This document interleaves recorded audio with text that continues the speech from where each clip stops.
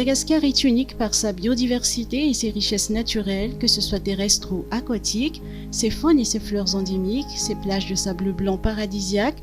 L'océan bleu est riche en ressources halieutiques. Dans une époque où l'écologie et le changement climatique sont au cœur du sujet, il reste beaucoup à faire dans la protection de notre environnement, voire notre planète, afin de garantir le développement durable à travers l'économie verte et bleue.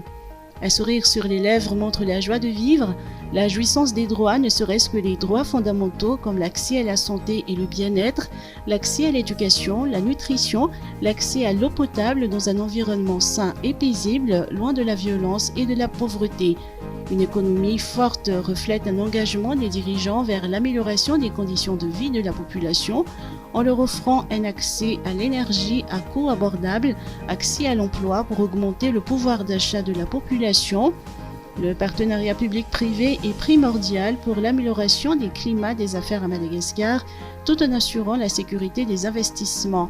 En dehors de l'industrialisation, avec 80% de la population des paysans, la promotion des productions locales est à considérer pour que la population puisse vivre dans les besoins. Les autres ressources minières constituent également une richesse inestimable. En effet, Madagascar a plusieurs potentiels dans plusieurs secteurs économiques, mais tout dépend de la manière de gouverner, la vision et la priorisation des objectifs.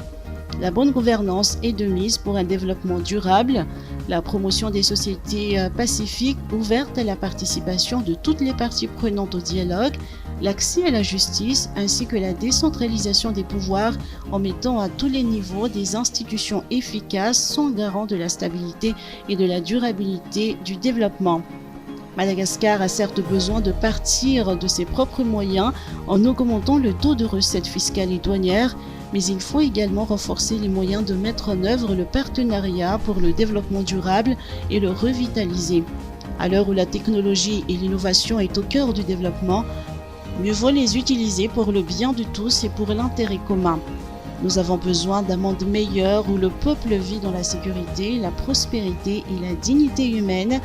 La décennie d'action commence maintenant.